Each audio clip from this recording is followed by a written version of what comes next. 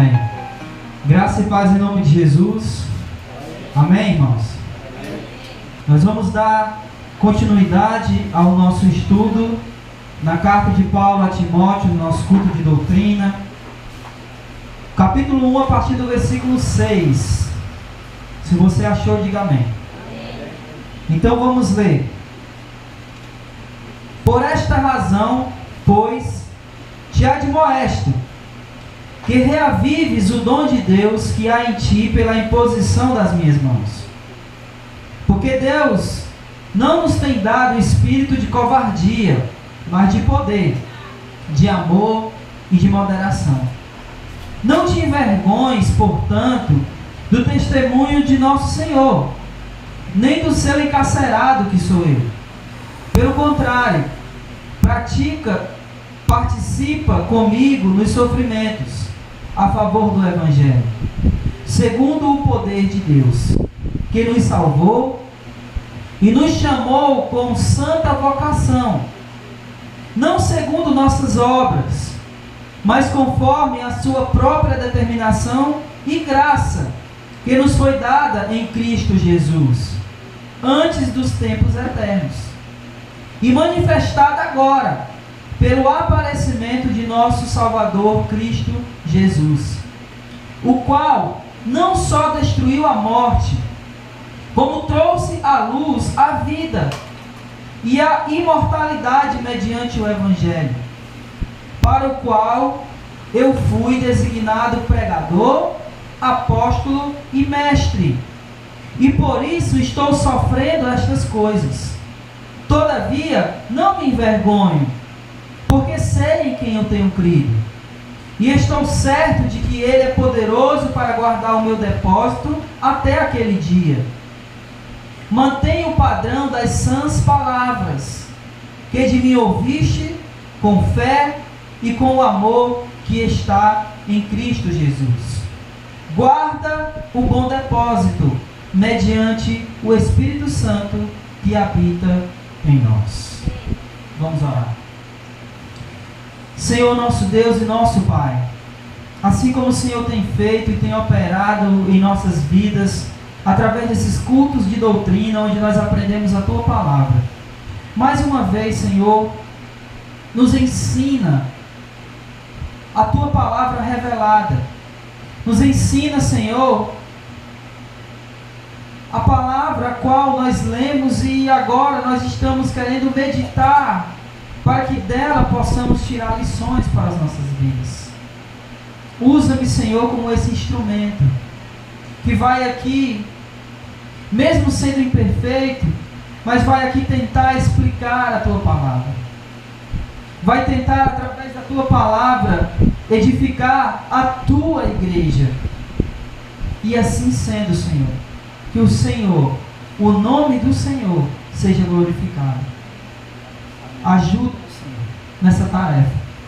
Ajuda-nos a ser conosco. Que não seja a minha palavra, mas a Tua. Que apesar dos irmãos estarem ouvindo a minha voz, Senhor, mas que o Senhor venha falar através de mim. Em nome de Jesus, fala ao nosso coração. Glória a Deus. Amém, Senhor. Amém? Na semana passada, nós meditamos nos 3 versículos, no versículo 3, 4 e 5. Nós estamos ainda no início dessa carta de 2 Timóteo, ainda estamos iniciando aqui ela, e nós apenas vimos a saudação inicial, que é o versículo 1 e 2, a introdução à carta. Na semana passada a gente viu os versículos 3, 4 e 5. E hoje nós iremos ver a partir do versículo 6 até o versículo 14.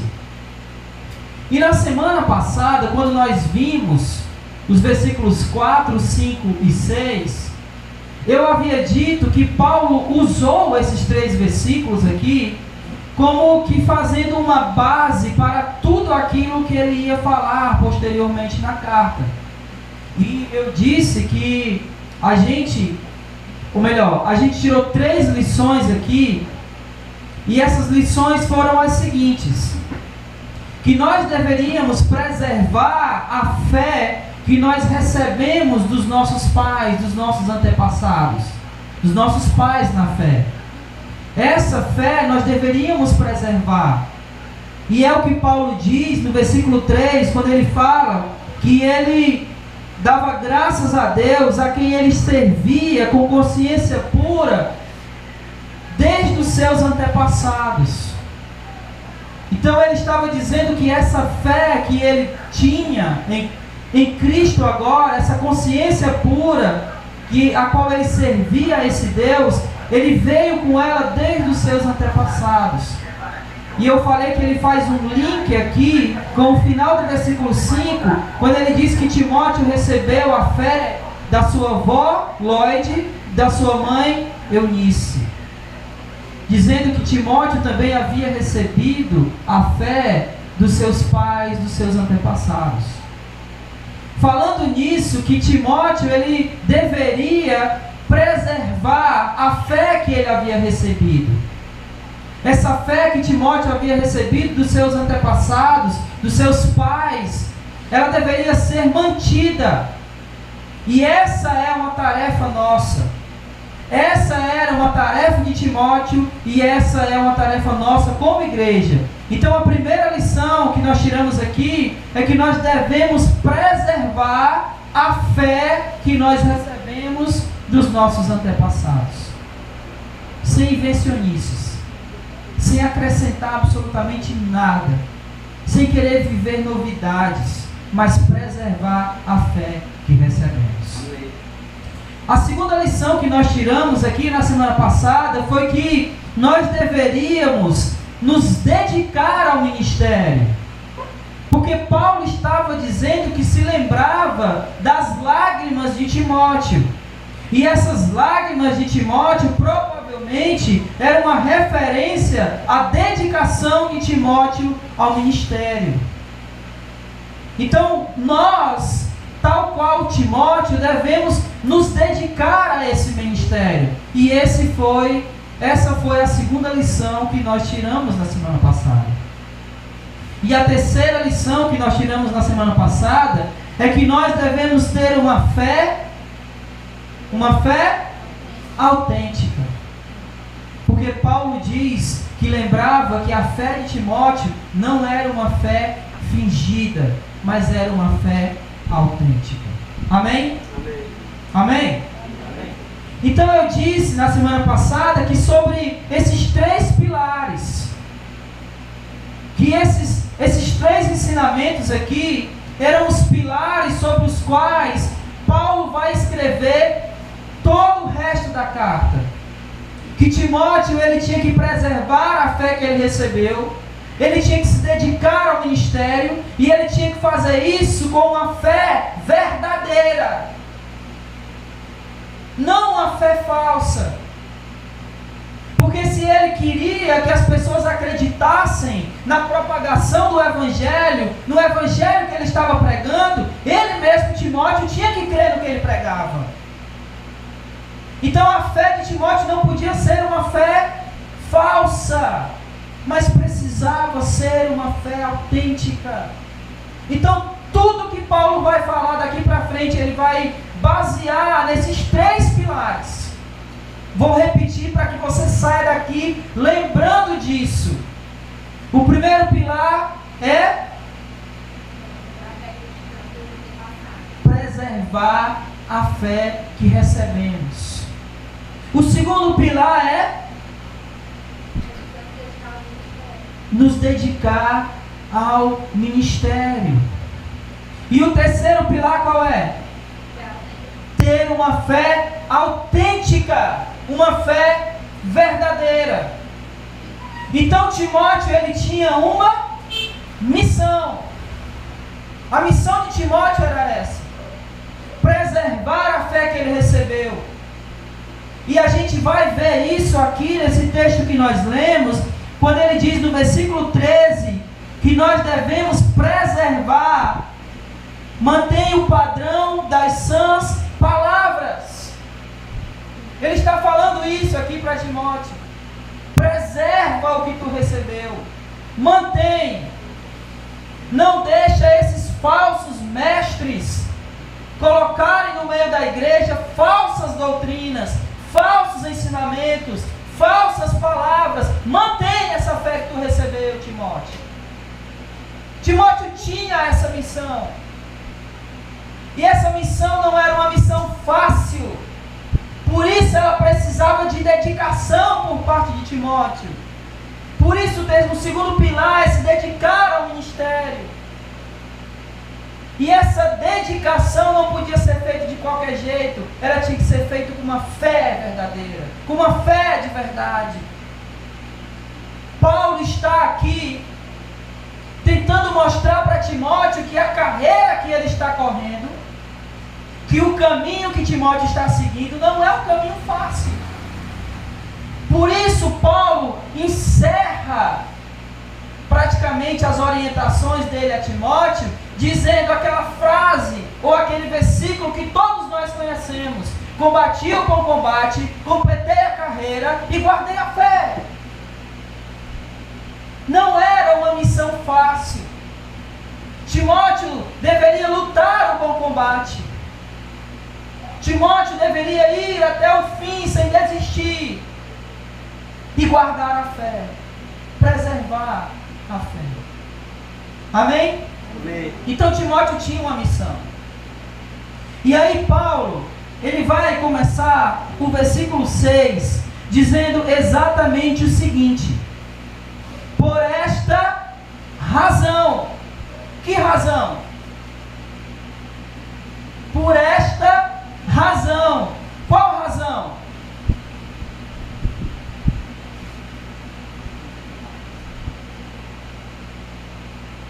A missão que Timóteo tinha de preservar a fé cristã que ele recebeu, de se dedicar ao ministério e de ter uma fé autêntica. Essa missão que Timóteo tinha. Por essa razão, Timóteo, por causa dessa missão que tu tem, eu te admoesto que reavives o dom de Deus que há em ti pela imposição das minhas mãos. Se Timóteo tinha essa missão, e essa missão não era fácil, ele havia uma necessidade dele avivar ou reavivar esse dom que ele havia recebido. E é possível que quando Paulo diz que reavives o dom que está em ti, o dom de Deus que há em ti, pela imposição das minhas mãos, é possível que Paulo está falando aqui sobre a questão da imposição das mãos, para que Timóteo não duvidasse desse dom, de que de fato ele tinha esse dom, de que de fato ele havia recebido de Deus esse dom para poder completar essa carreira, para poder cumprir essa missão que ele tinha. E essa é interessante, que não é a primeira vez que Paulo fala isso a respeito de Timóteo. Quer ver? Vá para o capítulo 4 do 1 Timóteo, versículo 14.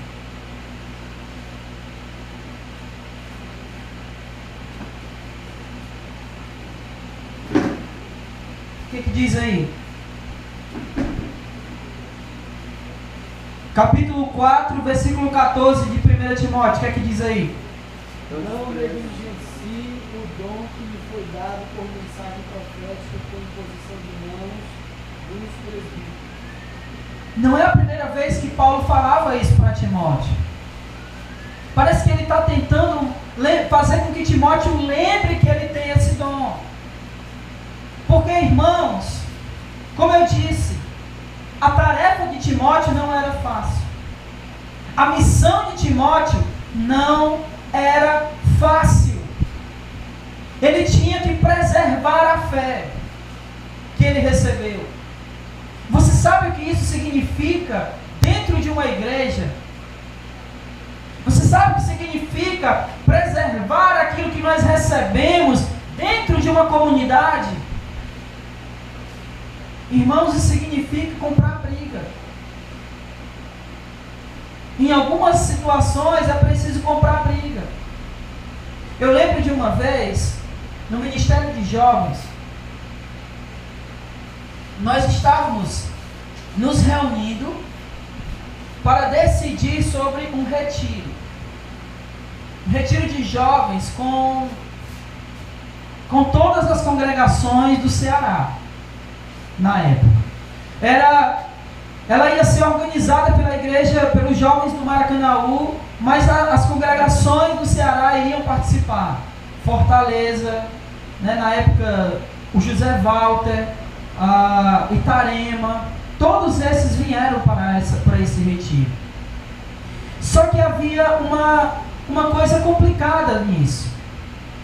Para que essas congregações pudessem participar, tinha uma coisa que não poderia ter nesse retiro. E o que era? Ninguém sabe, né? Não podia ter instrumento. O problema era esse. E o problema maior era que a maioria da coordenação de jovens era a favor do uso do instrumento. E o que nós fizemos?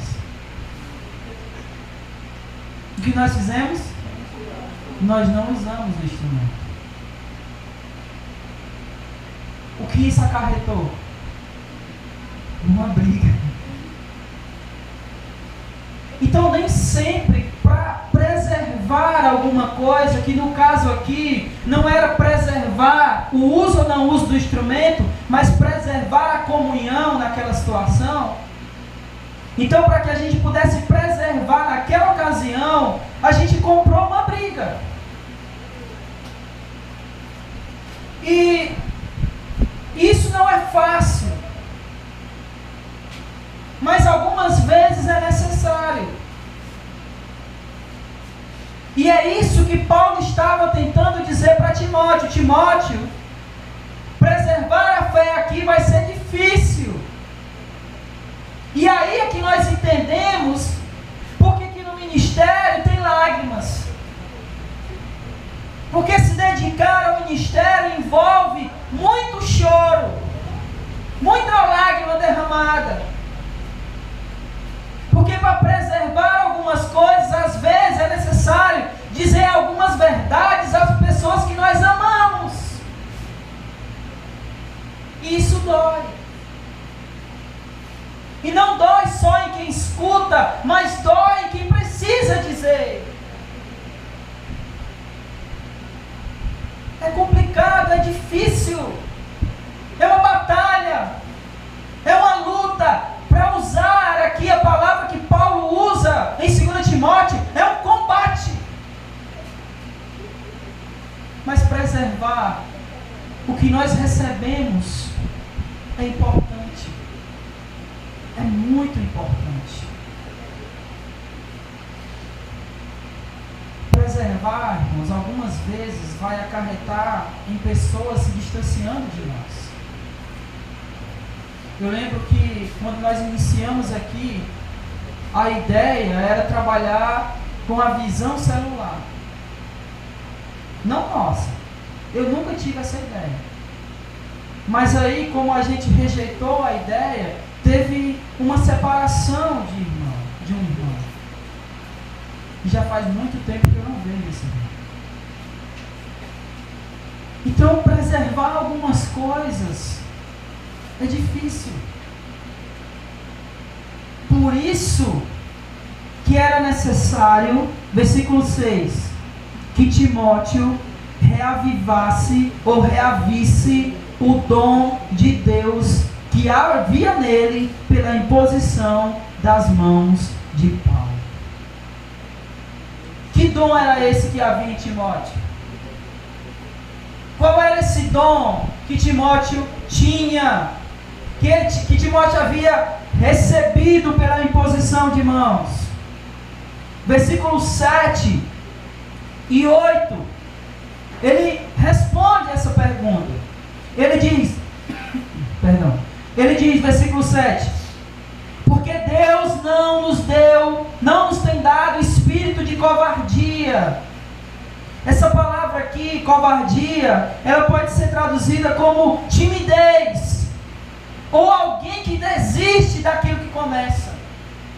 Um covarde, que não completa o que recebeu, ou que não usa o dom o qual ele recebeu.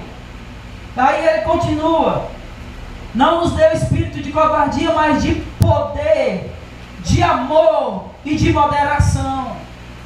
Esse poder aqui não é aquele poder para você dizer receba e todo mundo cai no chão. Não é isso aqui, não tem nada a ver.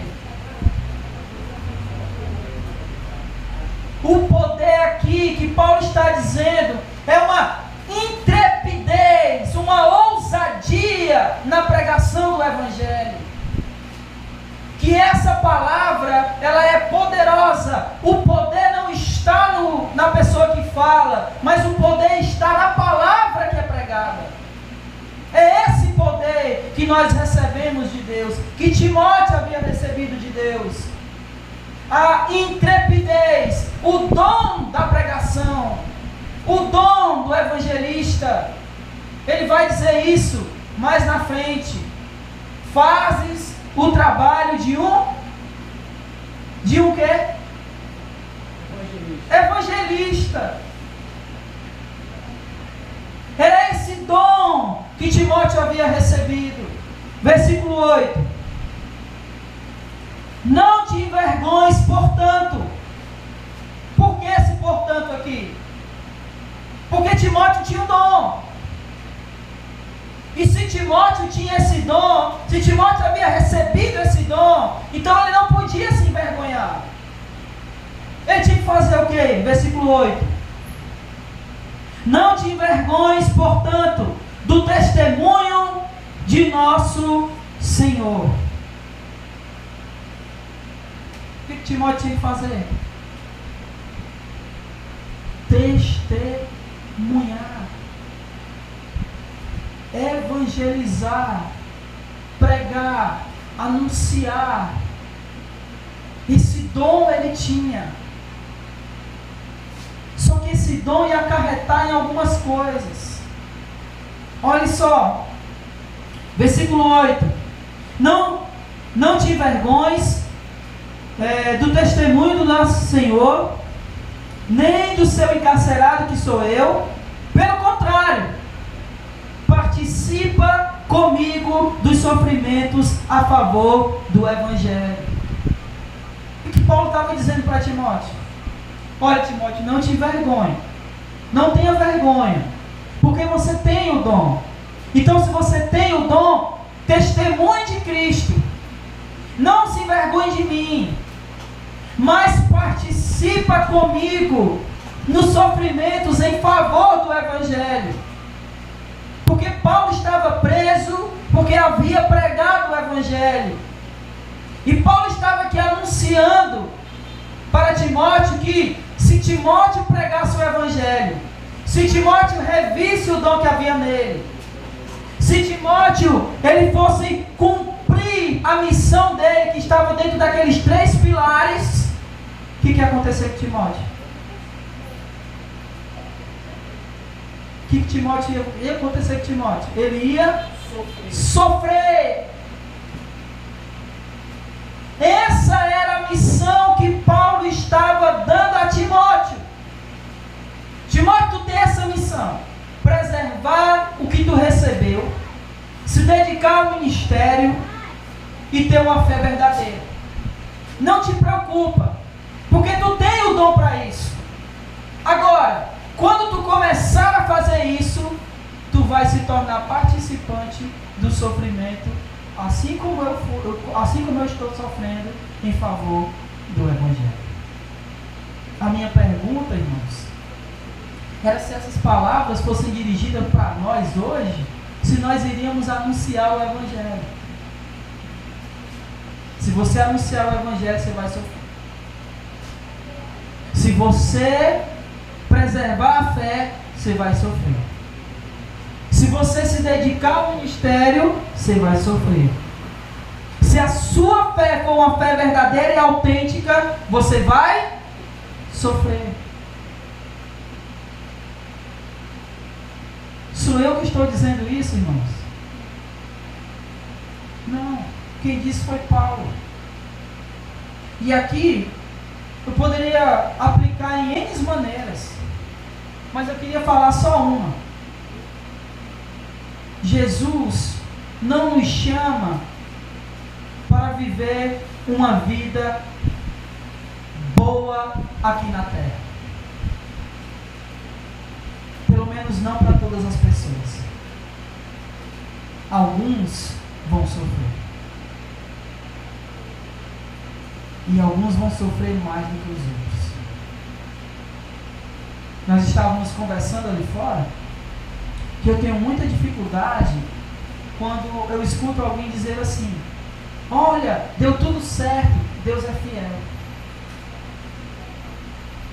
Como se a fidelidade de Deus estivesse atrelada a algo dar certo ou não. O fato é que Deus é fiel independente das coisas darem certo ou não. Se deu certo, Ele é. E se não der? Porque quando a gente diz essa frase, parece que nós estamos atrelando ao fato de Deus ser fiel, se der certo, se der tudo bem, se o parente sair do hospital, se o filho se converter, e se nada disso acontecer, Deus deixou de ser fiel? Não!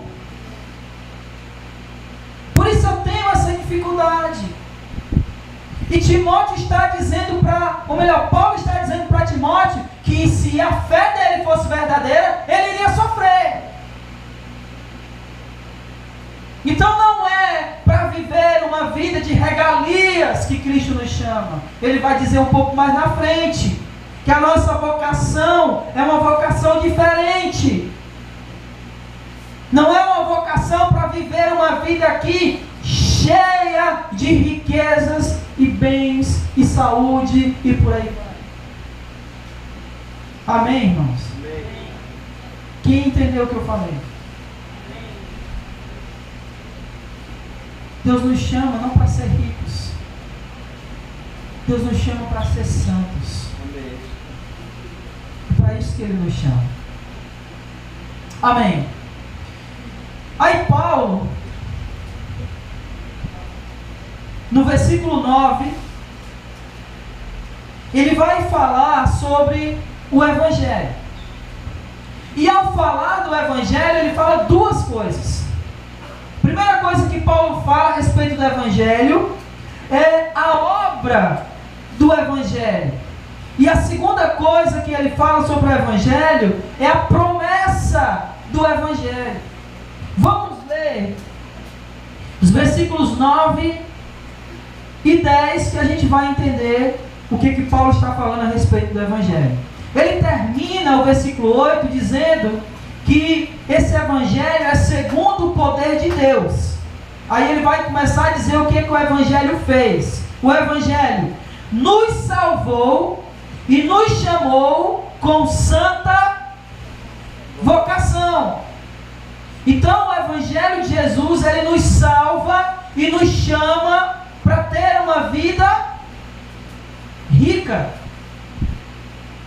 com saúde, próspera, para ter uma vida o quê? Santa.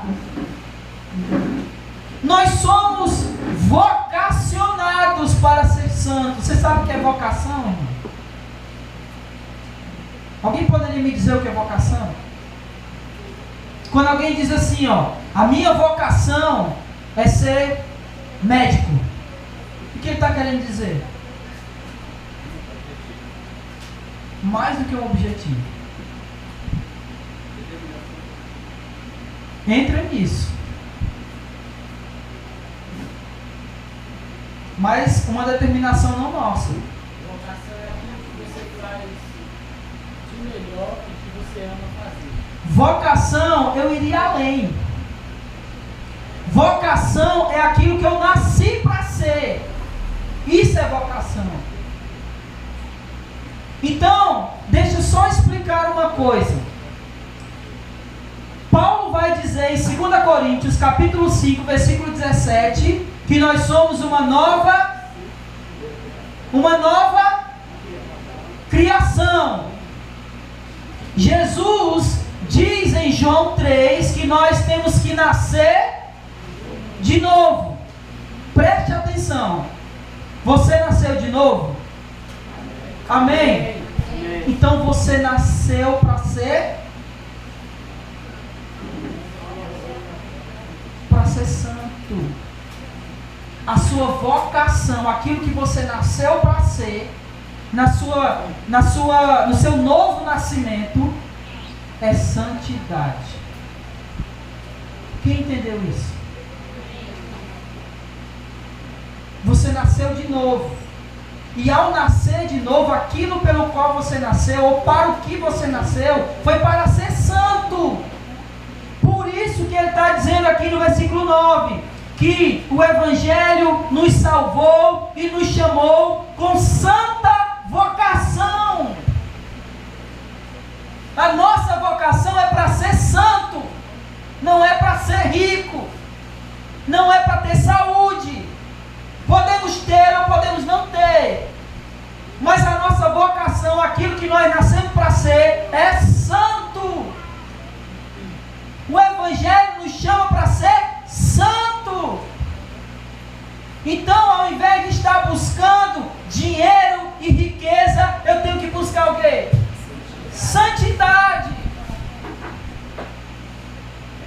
Quando eu faço isso, quando eu vivo uma vida santa, segundo a vocação a qual eu fui chamado, com toda certeza eu vou preservar o que eu recebi. Com toda certeza eu vou me dedicar ao ministério. E com toda certeza minha fé vai ser autêntica. Está vendo que tudo que ele falou nos versículos 3, 4 e 5 é base para tudo que ele vai falar para frente? Ele continua falando sobre aquilo que o Evangelho produziu. A obra do Evangelho nos chamou para a santa vocação, não segundo as nossas obras, mas conforme a sua própria determinação e graça que nos foi dada em Cristo Jesus antes dos tempos eternos. Eu fui salvo e eu fui vocacionado para ser santo, não por merecimento. Eu fui salvo porque eu sou bom. Eu fui salvo porque as minhas obras me salvaram. Foi por isso? Foi pela graça de Deus. Foi pelas misericórdias dele. Porque quando Deus olhou para mim, ele só viu um verme, um homem mau, de coração mau, um pecador, um miserável. E ele olhou para mim com misericórdia e me salvou pelo sacrifício de Jesus. Glória a Deus. Não porque eu merecesse. E não é assim só comigo. É com todos nós. Por isso que a nossa vida tem que ser buscar essa santidade, porque nós reconhecemos que sem Deus nós não somos absolutamente nada. Nós somos fracos, frágeis, miseráveis, pecadores, como Paulo diz. E nós temos que olhar para esse Deus que nos salvou pelo Evangelho, como o autor de Hebreus diz, nos chegar confiadamente ao trono da graça, a fim de receber essa graça. Foi pela graça que Ele nos salvou, e é pela graça que Ele nos santifica. Eu acho muito legal quando Ele diz que essa salvação, que essa determinação da graça foi dada em Cristo antes dos tempos eternos. Sabe por quê? Porque Deus já tinha um plano para tudo isso. As coisas não aconteceram por acaso. Cristo não veio por acaso. Os profetas não vieram antes dele por acaso. Deus não criou o mundo e o ser humano por acaso. Era um plano desde o início. E se era um plano desde os tempos eternos, Deus estava no controle e Ele ainda está no controle de tudo, agora e para sempre. Aleluia. Nada foge aos planos de Deus. Tudo fazia parte e faz parte desses planos. Ainda no versículo 10, falando sobre essa obra do Evangelho, Paulo diz, ele termina o 9 dizendo, antes dos tempos eternos, e se manifestou agora, pelo aparecimento de nosso Salvador, Cristo Jesus, o qual não só destruiu a morte. Olha o que ele fez pelo Evangelho quando ele morreu na cruz. Ele destruiu a morte. A morte não tem mais poder sobre nós.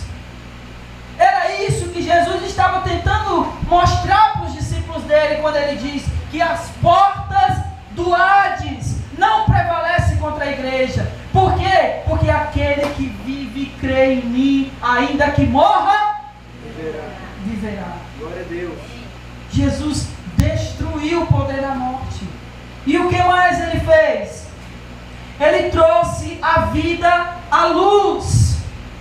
Ele trouxe a vida à luz. Porque a nossa vida era trevas. Lembra Colossenses 1,13? Ele nos libertou do império das trevas e nos transportou para o Filho do seu amor. Ele nos trouxe a luz. Nós que vivíamos em trevas fomos transportados para a luz. É isso que o Evangelho fez. E aí ele fala da esperança. A esperança do Evangelho. Porque até aqui trouxe à luz a vida. Ele está falando da obra do Evangelho. Agora ele vai falar da promessa, da esperança. E qual é essa esperança? Final do versículo 10. E a imortalidade mediante o Evangelho. Qual é a nossa esperança, irmãos? Qual é a nossa esperança? Qual é a nossa esperança? Eu disse que nessa vida nós vamos sofrer. Ou melhor, Paulo falou isso. Se vivermos uma fé verdadeira e autêntica, sofreremos. Mas vamos sofrer para sempre? Não. A nossa esperança é viver eternamente. Não nesse sofrimento, mas na glória com o Pai. Essa é a nossa esperança que o Evangelho nos dá. Cristo ressuscitou. E se Cristo ressuscitou, nós iremos ressuscitar com Ele, com o corpo glorificado e viver eternamente. Essa é a nossa esperança. Paulo falando aos Coríntios, se esperarmos em Cristo só nessa vida, somos miseráveis. Mas a nossa esperança não está nessa vida. A nossa esperança está em Jesus lá e não aqui. Não somos daqui. Lembra dessa pregação que eu fiz há uns meses atrás? Não somos daqui. Nós estamos passando uma chuva. Tiago diz que a nossa vida é como neblina. O que acontece com a neblina? Ela vem e depois ela demora? Não, a nossa vida é como neblina. Estamos passando uma chuva. Daqui a pouco a gente vai se reunir com Deus, com Jesus. E que Paulo diz aos Filipenses que estar com Cristo é incomparavelmente melhor. Não é bom, não é mais ou menos, não é somente melhor, é incomparavelmente melhor. Essa é a nossa esperança, a imortalidade em Cristo pelo Evangelho. Amém? Amém. Amém, irmãos? Amém. Parece que vocês não acreditaram muito, né, nisso. Vocês creem que vão viver eternamente com Deus? Amém. Essa é a nossa esperança, irmãos. Versículo 11. Estou quase acabando, irmãos. Versículo 11. Ele termina dizendo, o 10. Mediante o Evangelho, versículo 11. Para o qual eu fui designado pregador, apóstolo e mestre. O que Paulo está descrevendo aqui? O ministério dele. Paulo era pregador. O que era ser um pregador? Era alguém que anunciava o Evangelho, que propagava o Evangelho. E ele disse que além de ser um pregador, ele era um apóstolo. O que é ser um apóstolo? Era alguém que era enviado, mas ele não era enviado por qualquer um. Ele era enviado pelo próprio Deus. Por isso ele era um dos apóstolos. Não os falsos apóstolos, mas um apóstolo autêntico, porque ele foi enviado pelo próprio Jesus ressuscitado. Glória a Deus. E por último, ele diz que é mestre. Em outras palavras, ele era um professor, alguém que ensinava, alguém que fazia ou cumpria o que Jesus havia dito. Lembra que ele diz que ide e fazei discípulos, fazendo o quê? Ensinando a guardar. Não é isso? Qual era o papel do pregador? Era só anunciar o Evangelho e ir embora? Não. Era anunciar o Evangelho e ensinar a guardar tudo que recebeu. Por isso que Paulo era pregador, apóstolo e mestre. Alguém que propagava o Evangelho, alguém enviado por Deus e alguém que ensinava os irmãos a guardar a fé. Esse era Paulo, ele estava descrevendo o ministério dele. E me parece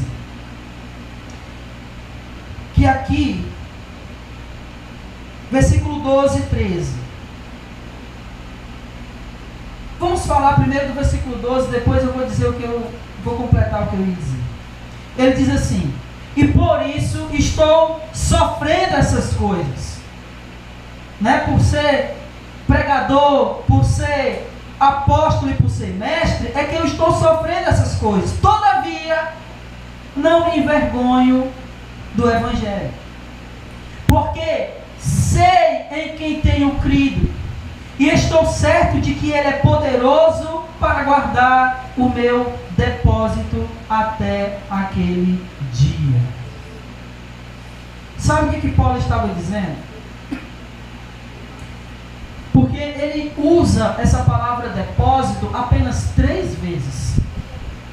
Ele usa aqui no versículo 12, ele usa aqui no versículo 14, e ele usa no versículo 20 do capítulo 6 de 1 Timóteo. Só que no capítulo 20 e no capítulo 14, e no versículo 14 desse versículo que a gente está lendo, ele usa de forma diferente do que ele usou aqui no versículo 12.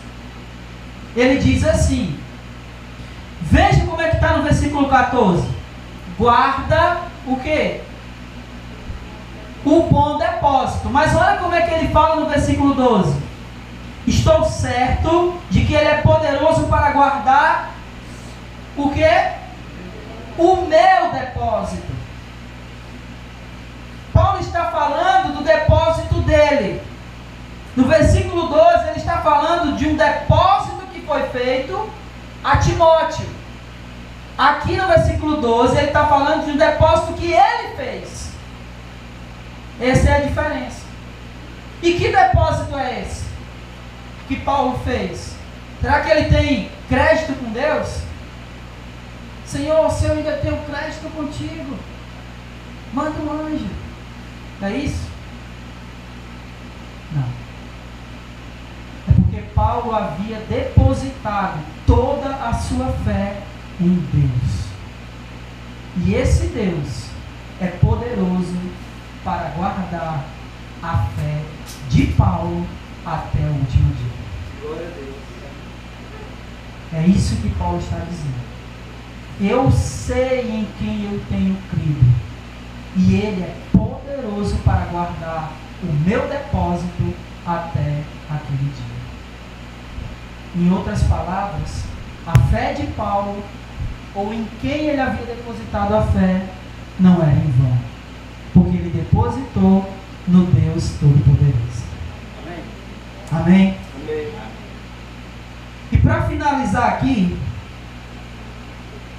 ele diz, versículos 13 e 14: mantém o padrão das santas palavras, de que de mim ouvistes, com fé, com amor que está em Cristo Jesus. Parece-me que Paulo está passando o bastão.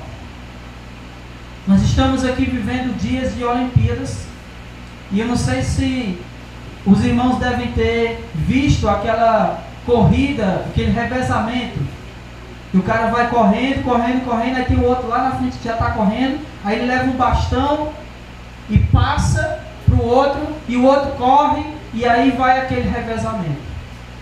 Alguém viu isso?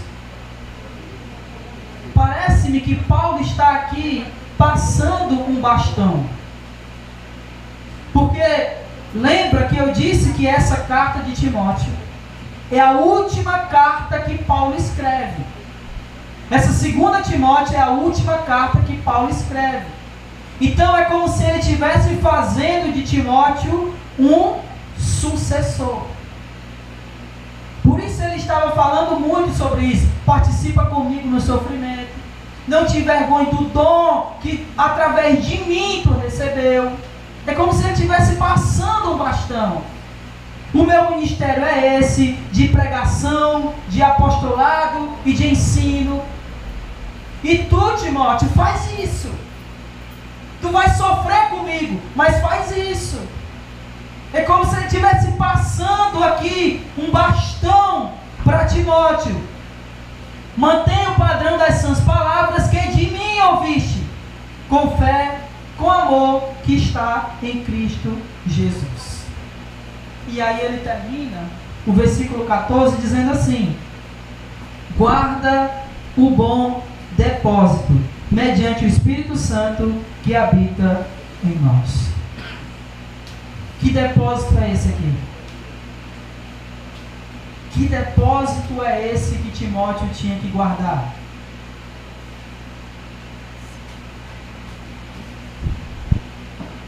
A linguagem aqui, ou a ideia, é a ideia de um banqueiro. Alguém que recebe alguma coisa para guardar no cofre. A ideia é essa. O que Timóteo estava recebendo?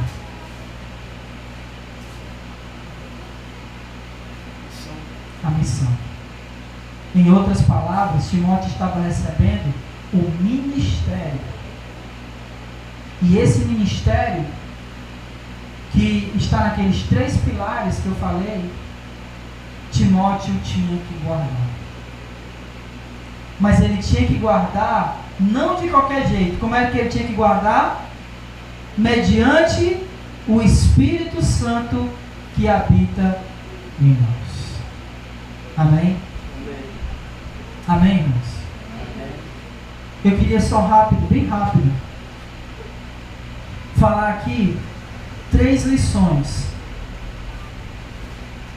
A primeira lição, nós podemos encontrá-las nos versículos 7 e 8, quando ele vai falar sobre a ousadia. Então a nossa primeira lição é: não sejamos tímidos, ou para usar a palavra do texto, covardes na proclamação do Evangelho. Nós temos que pregar o Evangelho com ousadia, porque Deus nos deu o espírito de meu Deus, Deus nos deu o espírito de poder. Não podemos nos intimidar na pregação do Evangelho, não podemos nos envergonhar, não podemos nos acovardar. Temos que anunciar com intrepidez e ousadia o Evangelho do nosso Senhor.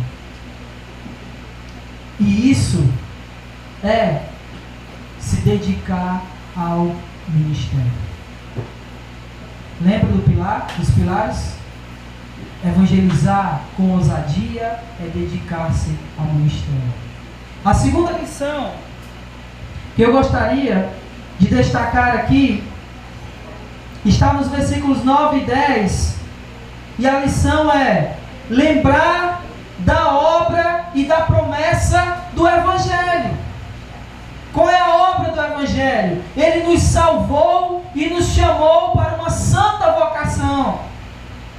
E qual é a promessa? De viver com Deus. Essa é a promessa. E o que significa isso? Isso entra onde? Naqueles 3 pilares. Isso é guardar o que recebemos dos nossos antepassados. Guardar as sãs palavras. Guardar aquilo que o Evangelho nos fez. E aquilo que o Evangelho nos promete. Nós temos que guardar isso. Preservar isso. Isso é preservar o Evangelho. Sem acréscimos. Sem colocar algo a mais do que Jesus já fez. E quando eu falo colocar algo a mais, eu vou dar um exemplo aqui. Quando alguém diz assim, olha, você creu em Cristo, você nasceu de novo, mas tu tem que ser liberto, tu tem que ter libertação, tu tem que ir para a corrente do não sei quanto lá, tu tem que passar pelo encontro com Deus, para quebrar essas maldições. Eu estou acrescentando. Nós temos que preservar a obra do Evangelho e preservar a promessa do Evangelho. Os 3 pilares. E em terceiro e último lugar, terceira e última lição: aquele em quem depositamos nossa fé é poderoso para nos guardar até o dia de Cristo. Em outras palavras, nossa fé não é em vão, pois ela está depositada no Deus Todo-Poderoso. E aqui entra o terceiro pilar, que é nós termos uma fé autêntica e verdadeira. Quando a nossa fé está depositada no Deus Todo-Poderoso, ela é autêntica e verdadeira. Amém? Amém, irmãos? Amém. Que Deus poderosamente nos